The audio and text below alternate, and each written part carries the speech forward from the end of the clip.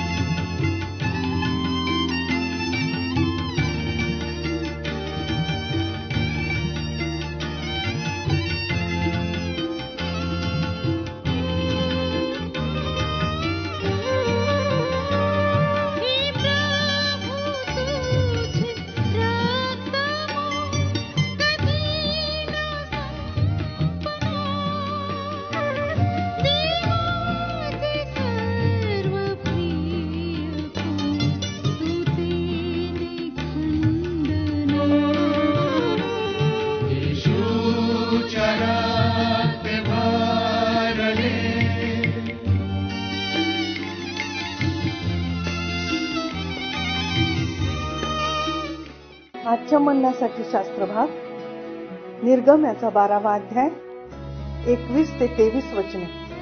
निर्गम याचा 12वा अध्याय 21 ते 23 वचने.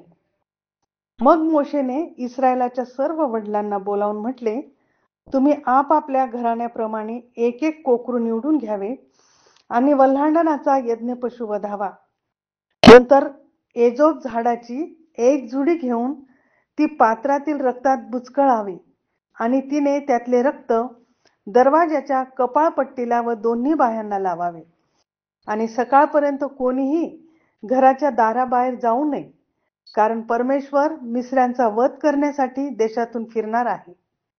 ज्या ज्या घराच्या कपाळपट्टीवर व दोन्ही बाह्यांवर रक्त लाविलेले परमेश्वर पाहिल, ते दार तो ओलांडून जाईल आणि वध करणाऱ्याला तुमचा वध करण्यासाठी तुमच्या घरात शिरू देणार नाही. प्रभू परमेश्वर ह्या वाचलेल्या वचनाद्वारे आम्हाला आशीर्वाद देव. ख्रिस्तातील माझ्या प्रियानो, आपल्या प्रभू येशू ख्रिस्ताची कृपा, शांती व प्रीती तुम्हा प्रत्येकासोबत असो. आज आपण निर्गम 12, 21 ते 23 या वचनांवर मनन करणार आहोत. यामध्ये जे परमेश्वराने मोशेला सांगितले होते ते म्हणजे वलांडनाचा यज्ञ पशु वधण्याकरता सांगितले होते. ज्या घराच्या कपाळपट्टीवर व दोन्ही बायांवर रक्त लावलेले परमेश्वर पाहिल, ते दार तो ओलांडून जाईल आणि नाश करणाऱ्याला त्यांच्या घरात नाश करण्यासाठी शिरू देणार नाही. याबद्दल नवीन करार देखील आम्हाला काही गोष्टी प्रगट करतं, सांगतं. इब्रिकरासपत्र 11वा अध्याय आणि 28वं वचन, त्यामध्ये सांगितलेलं आहे की मोशे आणि संपूर्ण इस्रायल लोकांनी वलांडन सण व रक्त सिंचन हे विधी विश्वासाने पाळलेत. त्या अशा हेतूने की प्रथम जन्मल्यांचा नाश करणाऱ्याने त्यांना शिवू नये. प्रियानो, त्यावेळी प्रेमळ परमेश्वराने अशा प्रकारचे प्रयोजन त्यांच्यासाठी केलेलं होतं. परंतु आमच्यासाठी, आमच्या बचावासाठी, तारणासाठी सर्वात महान प्रयोजन म्हणजेच योजना परमेश्वर पित्याने आमच्यासाठी केलेली आहे. आणि आपल्या परमेश्वर पित्याने त्याचा एकुलता एक पुत्र या जगामध्ये पाठविला. हेतू काय?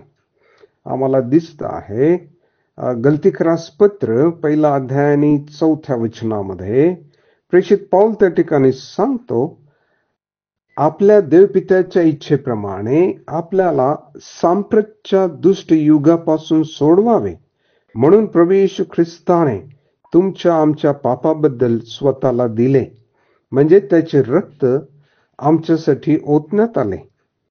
त्याच्या रक्ताबद्दल नवीन करार आम्हाला काय सांगतो बरं? 1 योहान 1:7 मध्ये त्याचा पुत्र येशू ख्रिस्त याचे रक्त आपल्याला सर्व पापापासून शुद्ध करते. त्याच प्रकारे प्रेषित पाऊल इफेस 1:7 मध्ये सांगतो की त्याच्या रक्ताच्या द्वारे खंडणी भरून मिळालेली मुक्ती म्हणजे आपल्या अपराधांची क्षमा आपल्याला मिळाली आहे. इब्री 13:12 मध्ये देखील आम्हाला वाचायला मिळतं की येशू ख्रिस्तानेही स्वरक्ताने लोकांना पवित्र करावे म्हणून वेशीत बाहेर त्याने मरण सोसलेलं आहे. त्याच प्रकारे पेत्र देखील सांगतो, पेत्राचं 1 पत्र 1 अध्याय 19 वचन, निष्कलंक व निर्दोष कोकरा असा जो ख्रिस्त, त्याच्या मौल्यवान रक्ताने तुम्ही मुक्त झाला आहात. कारण इब्रिकरास पत्रामध्ये 9 अध्यायाच्या 22 वचनामध्ये सांगितलेलं होतं की रक्त ओतल्या वाचून पाप क्षमा नाही.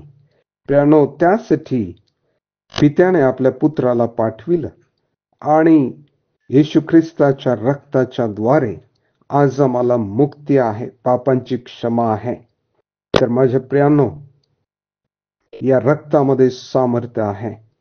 तेव्हा माझी नम्र विनंती आहे की आपण येशू ख्रिस्तावर जो आमच्यासाठी मरण पावला, पुरला गेला, पुन्हा उठला, त्याच्यावर अंतःकरणापासून विश्वास ठेवूया. त्याद्वारे आम्हाला जीवन आणि सार्वकालिक जीवन मिळेल आणि आमचा नाश होणार नाही. प्रियानो, या वचनावर विश्वास ठेवा. प्रभू तुम्हाला आशीर्वाद देव. प्रार्थना करूया. प्रिय स्वर्गातील पित्या, आम्ही आभारी आहोत कारण तू आमच्यासाठी जे महान कार्य केलंस, ज्या योजना तू आमच्यासाठी आखल्यास, त्यासाठी आम्ही आभारी आहोत. तुझ्या पुत्राला आमच्यासाठी अर्पण करण्यासाठी त्याला तू या जगामध्ये पाठविलंस. त्याच्या रक्ताने आम्हाला मुक्ती देण्यासाठी आणि पापांची क्षमा करण्यासाठी पाठविलंस. त्यासाठी प्रभू आम्ही तुझ्या आभारी आहोत. प्रभू, या कार्यासाठी आम्ही तुझ्या आभारी आहोत. तुला मान, महिमा, गौरव देतो. येशूच्या नावाने मागतो म्हणून तो ऐक. आमेन.